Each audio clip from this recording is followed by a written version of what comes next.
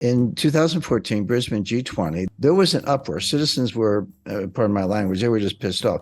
The taxpayers bailed out the banking system and all the billionaires kept their jobs. So Jamie Dimon, he's still collecting bonuses, Goldman Sachs, all of them. None of them failed. They would have failed, but for the fact that they were all bailed out. But the everyday Americans are like, unemployment's 9%. I lost my job. I lost my 401ks down 50%, et cetera. So there was a political reaction to that. So in Brisbane in 2014, they came up with not the bailout theory, but the bail-in theory. And bail-in means that if a bank fails, the investors, the stockholders, the bondholders, the depositors, they have to basically pay off the creditors. They have to pay off the depositors, and only when there's nothing left would the government maybe chip in. So what? And they put the world on notice. The insured amount in Europe is 100,000 euros. U.S. is $250,000. But the whole world was on notice. That's all we cover. Over that, you're on your own. What the FDIC did on Friday was actually consistent with what they all said they were going to do in 2014. It was a bail-in. And if you had $1 billion deposit, you're going to contribute to the rescue.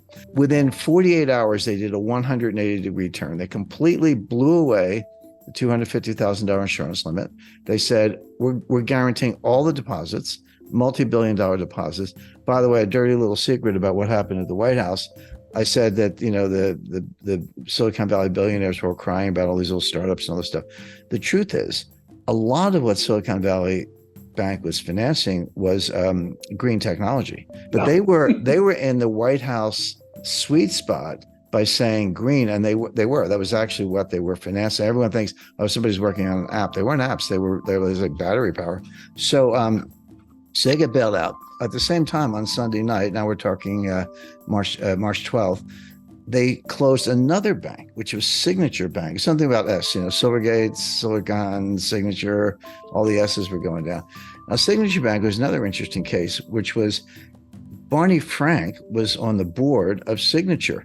And if that name rings a bell, just think of Dodd-Frank. Dodd-Frank, 2010, 1,000-page legislation. I know I met Barney. I know Chris Dodd very well. That was supposed to solve all the problems of the 2008, 2009 financial crisis, et cetera. Here, the author of the bailout legislation is on the board of the bank, and his bank gets shut down. Well, what's up with that? They bought government bonds. And when interest rates went up from 10-year note, treasury note yield to maturity went from 1 3/4 to 4, all those bonds lost 80% of the value. That's what happens on long duration bonds. Bond math is simple: rates up, price down, vice versa. Well, the rates were up, the price was down. So they were underwater and insolvent, and they got shut down. So Barney Frank's out whining the next day. He's like, hey, yeah, but that's true of every bank in the country. There's not a bank out there that didn't load up on treasury bonds at 1 3/4. They're all underwater. They're all insolvent. And by the way, the Fed announced a facility, but basically what they said was, if you're a member bank and you have treasury securities that are where the mark-to-market value is below par, so you paid 10 million, but they're only worth 8 million. And that was the case across the board. So they get trillion dollars or more of bonds that were in that category. You can deliver them to us, and we will lend you for 1 year the face value. So you're putting up 80 cents of collateral, but you're getting a 100-cent loan. I said, I got a 15-year-old car. Will you lend me what I paid for it? Because it's a lot more than it's worth now. But that's what they did. So now my head's spinning. I'm like, well, I get all this stuff, but I'm like, oh, so you just guaranteed every deposit in the banking system without limit, and you just guaranteed every treasury bond at par value without limit. What's left? What else do you have in your bag of tricks? Because you don't have it. There's nothing else you can do. Go back to 2008, they guaranteed every money market fund in the country. So, but here's Barney Frank whining, hey, yeah, my bank was in trouble, but so was every bank in the country. Why did you whack me and give all these guys a pass? Well, the answer is Signature Bank was another crypto bank. It had a portal called Signet, and Signet was a portal to the crypto world. And that's why they whacked it. Notice they whacked 2 crypto banks. Everyone's asking Janet Yellen, it's like, wait a second, what just happened? You guaranteed every deposit in the banking system. And she's like, well, no, not really. It's only if you're systemically important.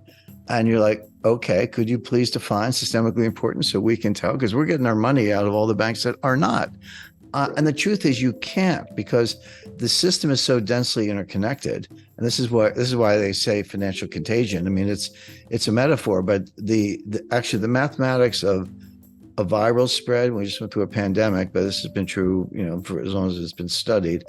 The mathematics of viral contagion are identical to the mathematics of financial contagion. The equations are the same, the way it spreads. And of course, Janet Yellen can't define systemically important. Number one, they try, but they can't. Number two, I don't care how small you are. If you're a small bank and there's a run, the guy across the street, he's getting his money out of that bank. And again, it's like COVID. It's like it just keeps going until the system collapses, which means by definition, just by the dynamics, there's no such thing as a bank that's not systemically important, because they're all connected. Even the little banks are borrowing from the big banks, et cetera. So Janet Yellen hemmed and hawed and didn't have a good answer. She never does. She's not that bright. And so there we are. So the Fed has guaranteed every bond at par value, even if you're worth 20% less. And the FDIC has guaranteed every deposit. And Janet Yellen can't give you a good definition of what's covered and what isn't. Okay. Now a week goes by. What's on tap for the next weekend? Again, Friday night press release, shotgun wedding, Credit Suisse and UBS. Now you're talking to big guys. These are two of the biggest, oldest banks in the world. I think Credit Suisse have been around since the 1870s, maybe, and I'm not sure about UBS, but they were the two biggest banks in Switzerland. So Credit Suisse fails, and they get taken over by UBS. Okay. And now everyone's like, oh, what's next? Who's next? And there's a list. I'll go through it in a minute. What factors come into play? How can I think about whether a bank is likely to fail or not, regardless of whether they're getting bailed out? And there are two metrics that are really good. One is look at the ratio of uninsured deposits to total deposits. If that number is more than 30%, you're a sitting duck. And in Silicon Valley's case, it was 97%. They were 97% uninsured. So a little local bank that's got, I'll say 30% uninsured and 70% insured, they're very unlikely to have a bank run. Most of those customers are like, hey, I'm covered. I'm good. I got 100,000 in the bank. All good. But when you're up north of 30, certainly north of 50, 70, 80, 90, you're an accident waiting to happen. Yeah. The other metric is total assets. So there really are too big to fail banks. Doesn't mean they can't fail, but it means they're 100% guaranteed to get bailed out. And that list is well known. So who's too big to fail? Like, you can put your money in, they can screw up really badly, and you're not going to get hurt as a depositor. JP Morgan Chase, Wells Fargo, Goldman, the usual suspects, Goldman Sachs, US Bancorp, Capital One, TD, State Street, Citi, B of A, Morgan Stanley, PNC Financial, Bank of New York Mellon, Truist Financial, and BMO Harris. They're the giants, okay? Right. I'm not saying they can't fail. I'm saying that there'll be a safety net put under them, and no one's going to lose anything except maybe stockholders, but not bondholders, not depositors.